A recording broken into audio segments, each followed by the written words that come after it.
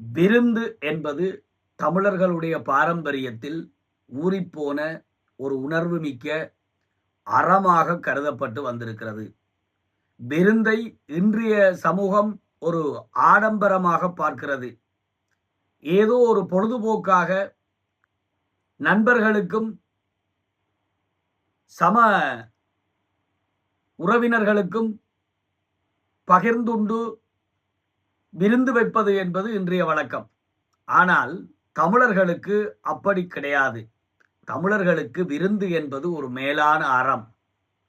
விருந்து என்ற சொல்லுக்கு புதிது என்று பெயர்.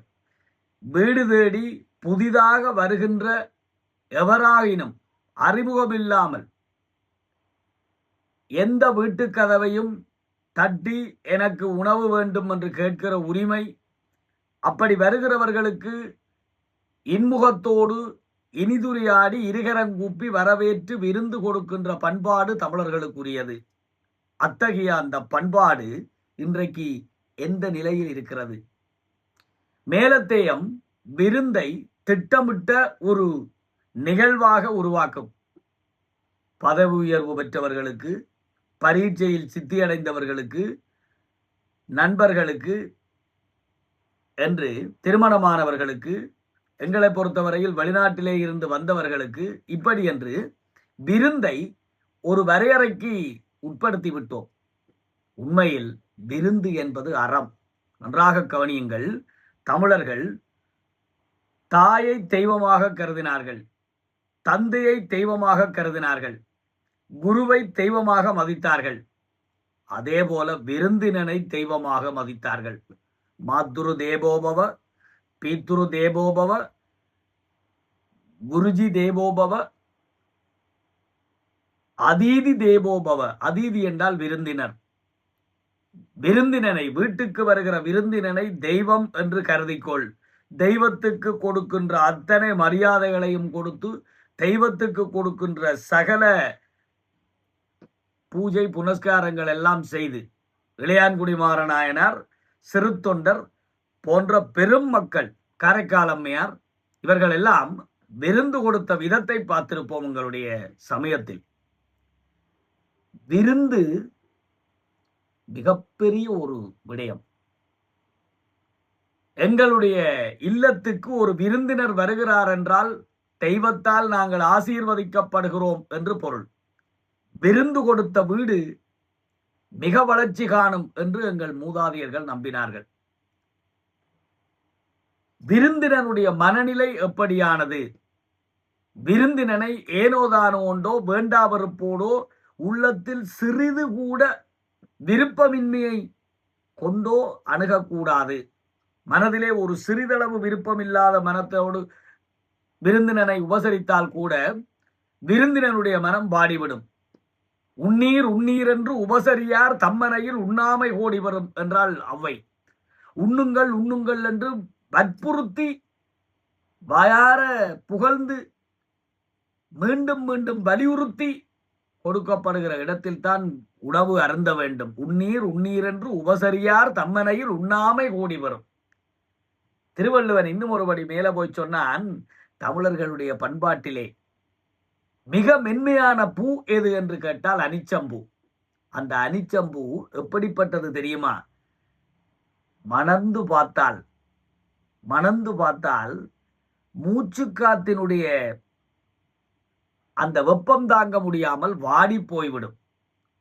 அது எவ்வளவு மென்மையோ அதைவிட மென்மையானது விருந்தினனுடைய உள்ளம். மோப்ப குளையும் அனிச்சம். மணந்து பார்க்க, மோர்ந்து பார்க்க, குளையும் என்றா வாடும். அனிச்சம்பூ மோப்ப குளையும் அனிச்சம். முகம் திரிந்து நோக்க. இவனேண்டா இந்த நேரத்தில் இங்க வாரான், இவனுக்கு வேற வேலை கிடையாதா என்று உள்ளுக்குள்ள ஒரு வேண்டாவறுப்போட ஒரு கொஞ்சம் பார்வை அப்படி சாடையா வெறுப்பு காட்டுற மாதிரி பார்த்தால் போதும், விருந்தினனுடைய மனம் வாடிவிடும். மோப்ப குளையும் அனிச்சம், முகந்திரிந்து நோக்க குளையும் விருந்து. எப்பேற்பட்ட! ஆகவே அந்த விருந்தினனுடைய மனநிலையை புரிந்து கொண்டு, வாருங்கள் வாருங்கள், உங்களுக்கு உணவு கொடுப்பதில் எங்களுக்கு எல்லையற்ற மகிழ்ச்சி. இப்ப கூட உங்களை பற்றி தான் பேசிட்டு இருந்தோம். இல்லறத்தானுக்கு திருவள்ளுவர் பொய்யை அங்கீகரித்திருக்கிறார். நாகரிக பொய் என்று பெயர். கொஞ்சம் பொய்யாக கூட அன்பு கலந்து சொல்ல வேண்டும். வாங்கோ வாங்கோ, ஐயோ கடவுளே, நீங்க வந்து இப்பதான் நினைச்சிட்டு இருந்தோம், நேற்று கூட உங்களை பற்றி பேசினோம், வீட்டுல பிள்ளை இல்ல, பிள்ளை டியூஷன் போயிருக்கிறாள், ஐயோ கடவுளே, அவள் இப்ப சண்டை போடுவாள், வந்தா நீங்க வந்தது தெரிஞ்சா ஏம்மா என்ன டியூஷனுக்கு அனுப்பிறான்னு சண்டை போடுவாள். இந்த மாதிரி பொய்யா கூட சொல்லுவார்கள். அப்ப அந்த உறவினர்களுக்கு அடே, எங்களை நல்லாத்தான் கொண்டாடுகிறார்கள், எங்களை நன்றாக மதிக்கிறார்கள் என்று ஒரு உணர்வு வரும். வீட்டுக்கு வருகிற விருந்தினர்களை உபசரிக்கிற விதம் அப்படி. கதை நீண்டுவிடும், பதிவு நீண்டுவிடும். ஒரு முறை பீமன், அவனுக்கு ஒரு பெரிய ஒரு ஒரு திடீர் வியாதி வந்தது. என்ன வியாதி என்று கேட்டால், அவனுடைய வாயிலே இருந்து கடுமையான துர்நாற்றம் வீசுமா. துர்நாற்றம் என்றால் கொஞ்ச நெஞ்சமான துர்நாற்றம் இல்லை. அவன் வருகிற தூரத்திலே ஆனவரும் பின்னே மணி ஓசவரும் முன்னே என்று சொல்வார்களே, அவன் எங்கோ வந்து வருவான். அவன் வருகின்ற தூரத்திலே இருந்து ஒரு காத தூரத்துக்கு முன்னதாகவே அவனுடைய வாயிலே இருந்து துர்நாற்றம் வீசு. அது அவனுக்கு பெரிய அவசகுணமாக இருந்தது. யாரும் அவனுக்கு கிட்டவே வருகிறார்கள் இல்லை. ஒரு முனிவரை சந்தித்து கேட்கிறான், சுவாமி, திடீரென்று இப்படி ஒரு துர்நாற்றம் என்னுடைய வாயிலே வந்து விட்டது. அவர் நன்றாக தீர்க்க தரிசனமாக அவனுடைய பூர்வ ஜென்ம பலாபலங்களை எல்லாம் ஆராய்ந்து விட்டு சொல்கிறார், பீமா, நீ ராஜசூரிய யாகத்துக்கு வருகிறவர்களுக்கு விருந்து கொடுக்கிற போது அவர்களை எல்லாம் உன்னுடைய கையிலே இருந்த கதாயுகத்தை காட்டி விரட்டி கோவித்து சினந்து விருந்து கொடுத்தாய். ஏய், மூச்சு காட்டா சாப்பிட்டுட்டு போ. என்ன வரையா சாப்பிடு. விருந்து நல்லா தான் கொடுத்தான், ஆனால் மிரட்டி கொடுத்தான். விருந்து அப்படி கொடுக்க கூடாது பாருங்க. வெறுத்தோ சினந்தோ கோவிச்சோ நீங்க என்னத்தையும் செய்யுங்க, பாடம் சொல்லி கொடுங்க, வேற வேறு என்னத்தையும் கொடுங்க, ஆனா விருந்து கொடுக்கிற போது இன்முகத்தோடு விருந்து கொடுங்கள். சிறிதளவு சினப்பு தெரிந்தால் கூட நாங்கள் இவர்களுக்கு சுமையாகி விட்டோமோ, ஐயையோ ஒரு வரக்கூடாத நேரத்தில் வந்து விட்டோமோ, சாப்பாடு இவர்களுக்கு கொஞ்சம் கடினத்தை கொடுத்து விட்டோமோ என்று வாடி விடுவார்கள். அதற்கு பிறகு அவர்கள் விருந்து, ஔவையார் ஒரு வேண்டாத ஒரு ஒரு ஒரு விவசாயியினுடைய விருப்பத்துக்கு நாங்கள் அதை நான் ஏற்கனவே பேசியிருக்கிறேன். போய் அவள் விருந்துல விருப்பம் இல்லாதவள் அவளை வேண்டாவரை போட விருந்து கொடுக்கிறாள். அந்த அம்மா சொல்லிச்சு, காணக்கன் கூசுதே கையெடுக்க நானுதே மானொக்க வாய்தறக்க மாட்டாதே வீணுக்கன் என்பெல்லாம் பற்றி எரிகின்றதே ஐயோ அன்பில்லால் இட்ட அமுது. அன்பில்லாதவர்கள் கொடுத்த விருந்து நஞ்சவிட கொடியது என்று ஔவையார் பதிவு செய்கிறார். தயவு செய்து விருந்து கொடுக்க பழகுங்கள், பிள்ளைகளுக்கு அடுத்த தலைமுறைக்கு பழக்குங்கள். புதுசாக ஒரு ஒரு இளம் தம்பதிகள் திருமணமாகி இல்லறம் இயற்றத் தொடங்கினார்கள்.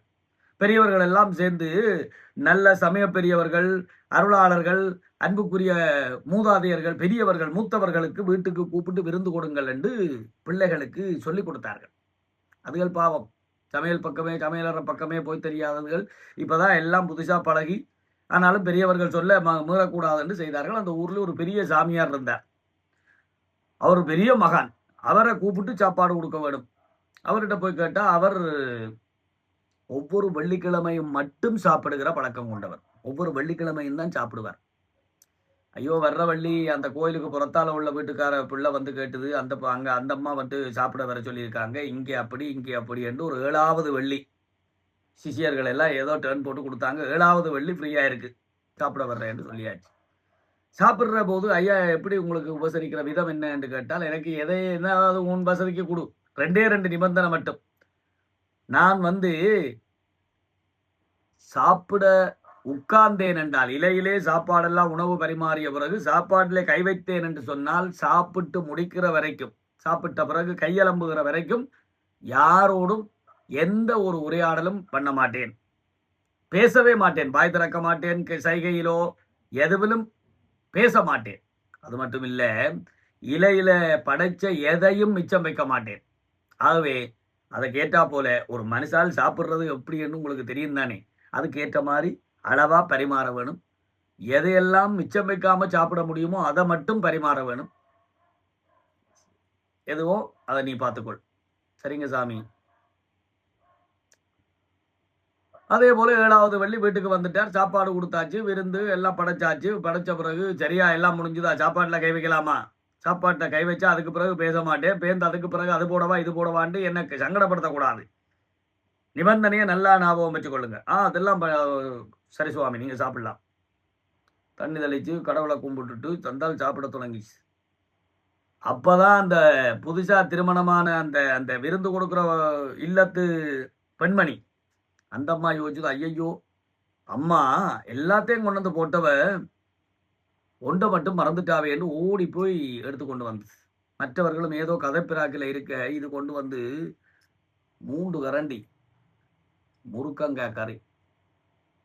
அதை அம்மா தெரிஞ்சுதான் அதை தூரத்துல வச்சது. ஏன் சாமியார் இலையில போட்ட எதையும் மிச்சம் வைக்கிற பழக்கம் கிடையாது. முருக்கங்காயில சப்பி சாப்பிட்டு சாரெல்லாம் உறிஞ்சி கோது மிச்சம் வைக்க வேணும். ஆகவே மிச்சம் வைக்கிற பழக்கம் இல்லாத சாமியாருக்கு முருக்கங்காய போடக்கூடாது கண்டுட்டு அதை தூர வச்சாச்சு. இந்த பிள்ளைக்கு பாவம் விருந்து கொடுக்குற வழக்கம் இல்லை. சாமியார் சொன்ன நிபந்தனை தெரிஞ்சாலும் அதை ஊகிக்கிற மதியுகம் இல்லை.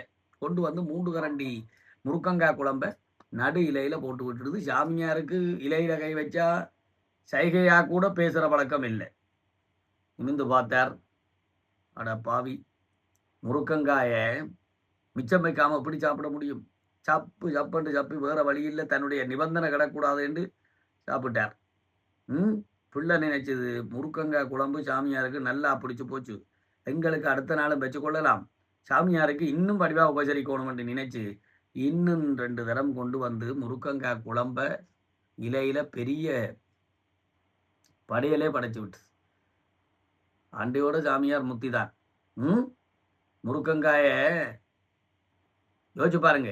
இது விருந்து கொடுக்கிறதுலயும் ஒரு முறைமை இருக்கு.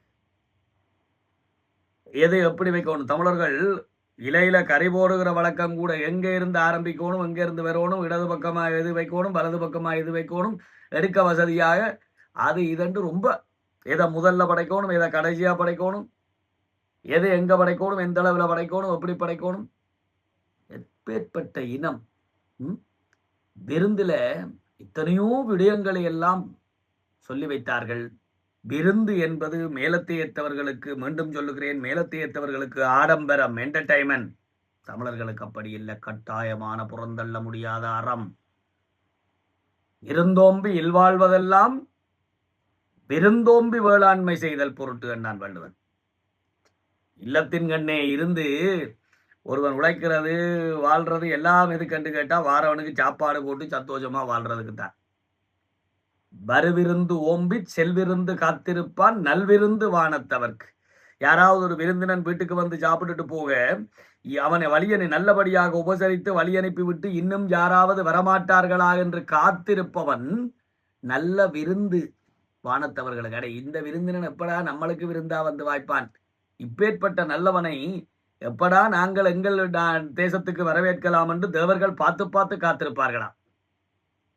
இத்தகைய விருந்தை சாதாரண ஒரு பொழுதுபோக்கான ஆடம்பரமான ஒரு நிகழ்வாக மட்டும் ஆக்கி விடாமல் நாளாந்த கடமையாக, இல்லறத்தினுடைய இணையற்ற அவசியமான இன்றியமையாத கடமையாக போற்ற வேண்டும், பேண வேண்டும். அந்த உயர்ந்த பண்பாட்டை அடுத்த தலைமுறைக்கு நல்லபடியாக கடத்த வேண்டும். அறிந்தவர்கள் தெரிந்தவர்கள் என்று இல்லாமல் வீடு தேடி வருகின்ற ஏழைவாளைகள் உட்பட எல்லோருக்கும் கொடுக்கின்ற ஒரு அதிஉன்னதமான விருந்தாக எங்கள் தலைமுறையிலிருந்து அழிந்து போகின்ற இந்த விருந்து பண்பாடு மேலோங்க வேண்டும். அதை நாங்கள் எல்லோரும் கடைப்பிடிக்க வேண்டும். எங்கிருந்தாலும், அது ஊர்லையா, டவுன்லையா, வெளிநாட்டிலேயா, உள்நாட்டிலேயா, நீ எங்க வேண்டுமானாலும் இருந்து கொள். 4 விருந்தினனை உபசரிக்க முடியாது போனால் உன்னுடைய வாழ்வு வெற்று வாழ்வு, வறுமையான வாழ்வு. வறுமையிலும் கூட எங்களுடைய மூதாதையர்கள் விருந்தை கைவிடவில்லை. இளையான்குடி மாறனாயினார் வீட்டுக்கூறிய பிடுங்கி விறகாக்கினார், வயலில் விதைத்த நெல்லை எடுத்து வந்து உணவாக்கினார் என்று படித்திருக்கிறோம். எங்கள் மூதாதையர்கள் எங்களுக்கு வாழ்ந்து காட்டிவிட்டு போன வழிகாட்டுதல்களுக்கு ஓர் அளவு கணக்கு இல்லை. அத்தகைய உயர்ந்த வழிகாட்டுதல்களுக்கு உரியவர்கள், உயர்ந்த வழிகாட்டுதல்களை கொண்டவர்கள் தாழ்ந்துவிடக் கூடாது.